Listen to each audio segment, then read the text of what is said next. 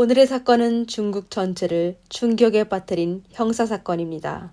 사건에서 가장 주목받게 된 건 범인이 놀라울 정도로 아름다운 미모와 그녀의 힘든 운명이었습니다. 사건은 25년 전에 발생한 건데 현상금의 액수는 3만 위안에서 13만 위안으로 늘어났게 됐는데 하나로 얘기하면 560만 원에서 2,500만 원으로 늘어난 겁니다. 하지만 범인은 세상에서 사라진 것처럼 다시 나타나지 않았습니다. 범인이 바로 중국 역사상 가장 아름다운 죄수로 불린 세리핑이었습니다. 안녕하세요, 미스터리 수사국입니다. 오늘 저희와 같이 중국에서 가장 아름다운 죄수가 저지른 범행에 대해 알아봅시다. 2019년 11월 중국 산시성 원청시에서 한겨울에 눈이 내리고 있었습니다.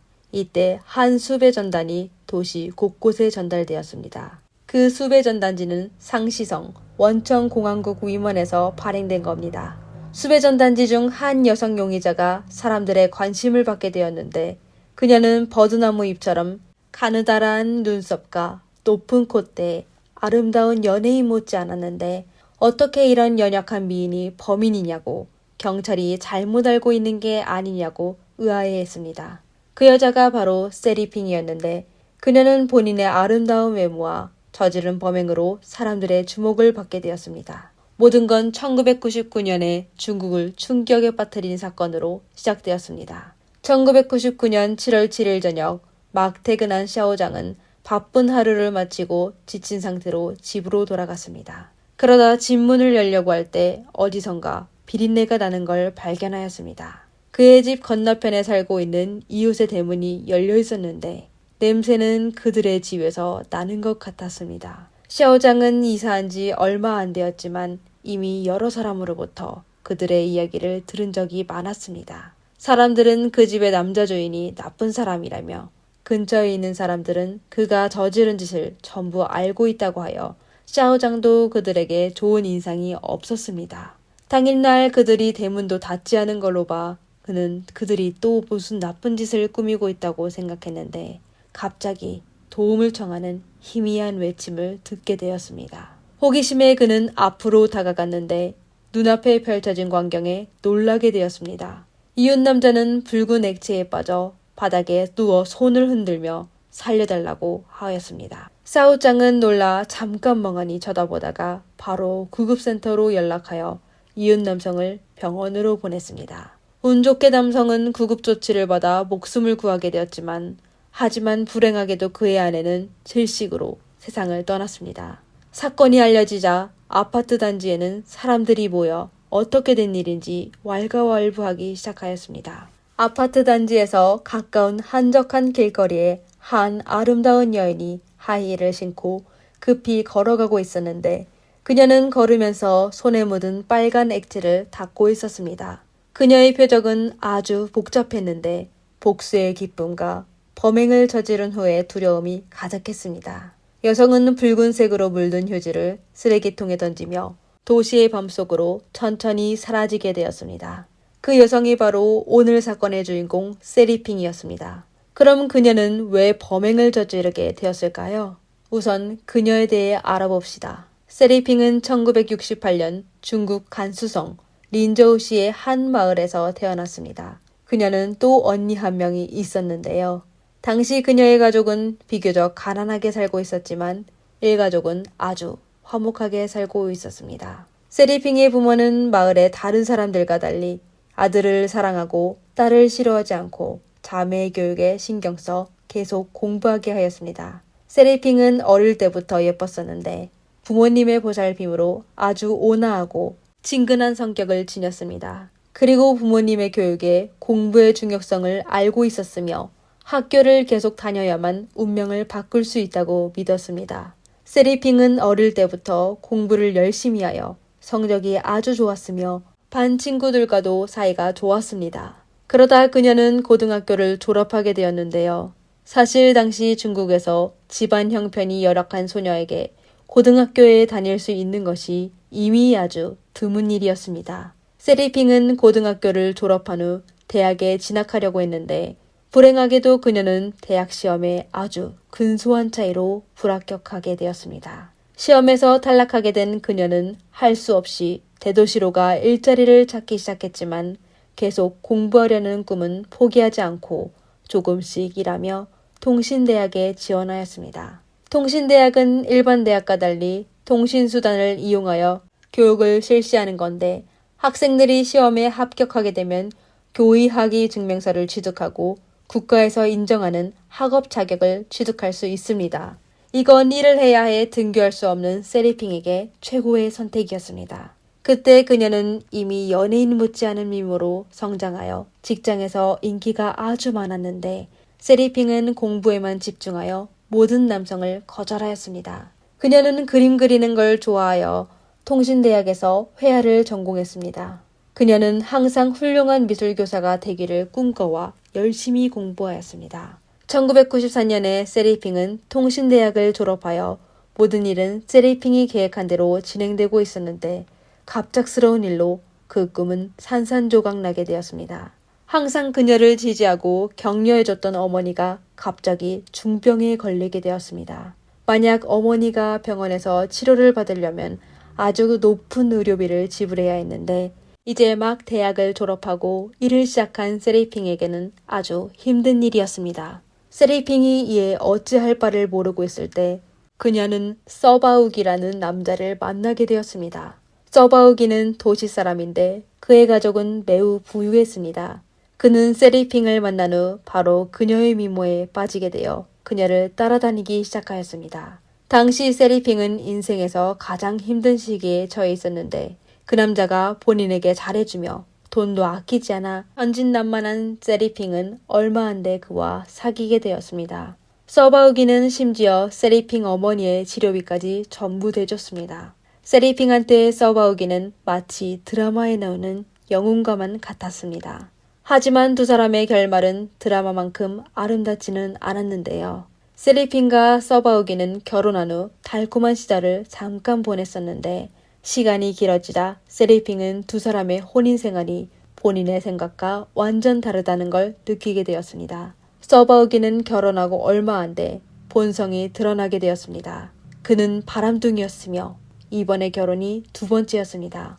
그가 전처와 이혼하게 된 건 전처가 질병으로 입원하고 있을 때 그는 판웨잉이란 여자와 바람을 피웠었습니다. 얼마 안 돼 서바우기는 판웨잉의 매력에 빠지게 되어 병 걸린 아내가 있는 걸 까맣게 잊고 내연녀와 즐기느라 병원으로 가 아내를 전혀 돌보지 않았습니다. 그러다 그는 점차 아내의 감정에 전혀 신경 쓰지 않게 되었습니다.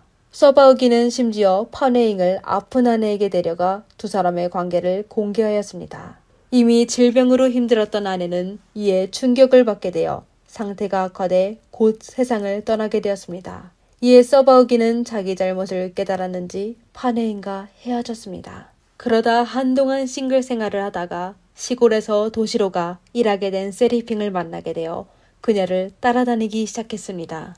결혼 후 두 사람은 주로 완전히 다른 가정 형편과 사고로 인해 갈등이 생기게 되었습니다.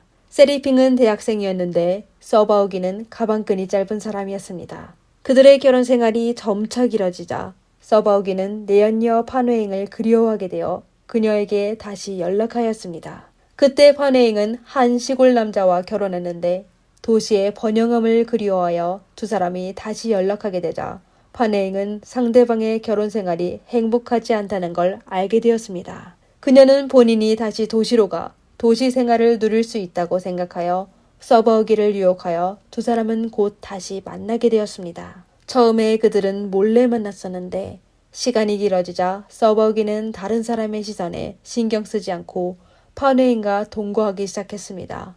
그는 심지어 전처를 대하듯이 판웨잉을 세리핑 앞으로 데려가 두 사람의 관계를 아무렇지 않게 공개하였습니다. 세리핑은 더 이상 남편의 모욕을 당하기 싫어 이혼을 선택하여 이혼할 때 모든 걸 포기하고 고향의 집으로 돌아갔습니다. 서바우기는 세리핑과 이혼한 후 마침내 판웨잉과 결혼하게 되었습니다. 하지만 두 사람의 행복한 결혼 생활은 세리핑의 복수로 끝나게 되었습니다. 중상으로 혼수 상태에 빠진 서바우기는 병원에서 깨어난 후 사건을 경찰에게 진술하였습니다. 알고 보니 사건 당일 저녁 세리핑은 혼자 범행을 저지른 게 아니라 한 명의 남성과 서바우기의 집을 쳐들어가 그를 다치게 하고 파네잉을 해친 거였습니다. 그럼 그 남성은 누구였을까요? 경찰은 서바우기가 제공한 단서를 통해 사건을 수사하기 시작했습니다. 주 경찰은 사건의 남성 범인이 세리핑의 형부 하오만창이라는 것을 알게 되었습니다. 경찰이 세리핑 언니의 집에 도착했을 때 세리핑과 그녀의 언니와 형부는 어디에 갔는지 보이지 않았고 귀중 물품도 보이지 않았습니다.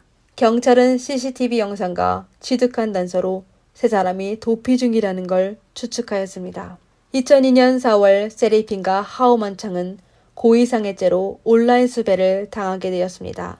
경찰은 CCTV 영상을 확인하고 목격자를 통해 단서를 수집하는 등의 조사를 철저히 진행하였지만 세 사람은 어디로 도피했는지 아무런 흔적도 찾을 수 없었습니다. 그러다 2014년 경찰이 수배영장을 발부한 지 14년 만이었습니다. 모두가 이 사건이 결코 미스터리로 남게 될 거라고 믿고 있을 때 세리핑의 형부 하오만창이 나타났습니다. 그리고 그의 등장으로 사건의 진실이 사람들에게 알려지게 되었습니다. 1996년 세리핑은 서바우기와 이혼한 후 남편 없이 살 수 없다는 말을 듣기 싫어 이혼할 때 일품도 받지 않고 남편의 집을 떠나 혼자 고향으로 돌아가 새로운 삶을 살기 시작했습니다. 그녀는 현지에 있는 미술학원으로 가 어린이들에게 그림 그리기를 가르치는 일을 하며 자리를 잡아 평범한 삶을 살기 시작했습니다. 하지만 그녀는 남편의 배신에 대해 원한이 생기게 되었습니다. 그녀의 전 남편이 이혼한 후 바로 파네잉과 결혼했는데 파네잉은 서바우기 가족의 인정을 받게 되어 두 사람은 남들이 부러워하는 삶을 살기 시작하였습니다. 이에 세리핑의 마음은 더욱 불편해졌습니다. 그러다 세리핑은 거리에서 전 남편을 우연히 만나게 되었는데 서바우기는 예전처럼 그녀에게 경멸하고 비웃은 태도로 대하여 세리핑을 분노하게 하였습니다. 그녀는 언니의 집으로 달려가 언니와 형부에게 본인의 억울함을 얘기하였습니다. 이에 세 사람은 서바우기에게 복수하기로 하여 세리핑은 형부 하오만창과 함께 전 남편의 집을 찾아갔습니다. 당시 하오만창은 만약을 대비하여 과일 깎는 도구도 들고 갔습니다. 두 사람은 서바우기의 집으로 들어가 따지려고 했는데 몸집이 거대한 서바우기는 전혀 두려워하지 않고 그 자리에서 하오만창과 몸싸움을 벌이기 시작했습니다. 그러다 하오만창이 그에게 붙잡히려고 할 때 그는 준비한 무기를 꺼내 그를 찔렀는데 서바우기는 바닥에 쓰러지게 되었습니다. 그리고 세리핑은 그들의 집 안으로 들어가자 파네잉을 향해 걸어가 그녀의 얼굴을 바라보더니 분노에 빠지게 되어 밧줄을 들고 파네잉의 목을 조르기 시작했습니다.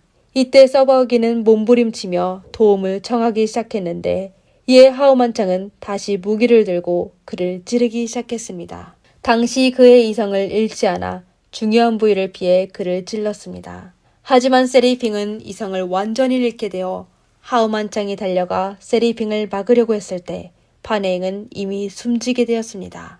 두 사람은 사실 두 사람을 해치려고 그들을 찾아간 게 아니었지만 욱하게 되어 되돌릴 수 없는 범행을 저지르게 되었습니다.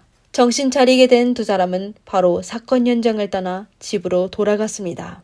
세리핑의 언니는 두 사람이 한 짓을 알게 된 후 겁먹게 되어 바로 그들에게 짐과 귀중품을 챙겨 함께 도망치게 하였습니다. 그러다 탈출하는 과정에서 세리핑과 형부가 헤어지게 되어 주 하오만창은 체포되었지만 세리핑의 행적은 확인할 수 없게 된 겁니다. 2019년 진실이 밝혀진 지 6년이 지났는데 경찰은 세리핑에 대해 여전히 아무런 소식을 받지 못했습니다.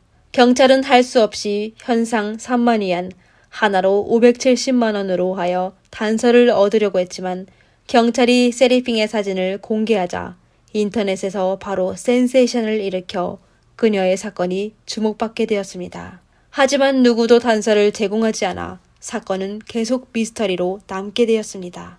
2020년 경찰은 현상금 13만 위엔, 하나로 2,500만 원으로 늘렸으며 심지어 세리핑에게 공개 편지를 보내 자수하게 하였습니다. 그러나 2023년 산시운성 공안국은 수많은 사건의 단서를 수집하고 정리하여 여러 곳의 경찰 협조에 마침내 장수성 식자재 시장에서 그녀를 체포하였습니다. 이렇게 그녀는 드디어 체포되었습니다. 오늘날 그녀는 재판을 기다리고 있고 마땅한 처벌받을 수 있을 거라고 믿습니다. 오늘의 영상은 여기까지입니다. 영상을 재미있게 보셨다면 좋아요와 구독 부탁드립니다. 이상 미스터리 수사국이었습니다. 감사합니다. 다음 영상에서 뵙겠습니다.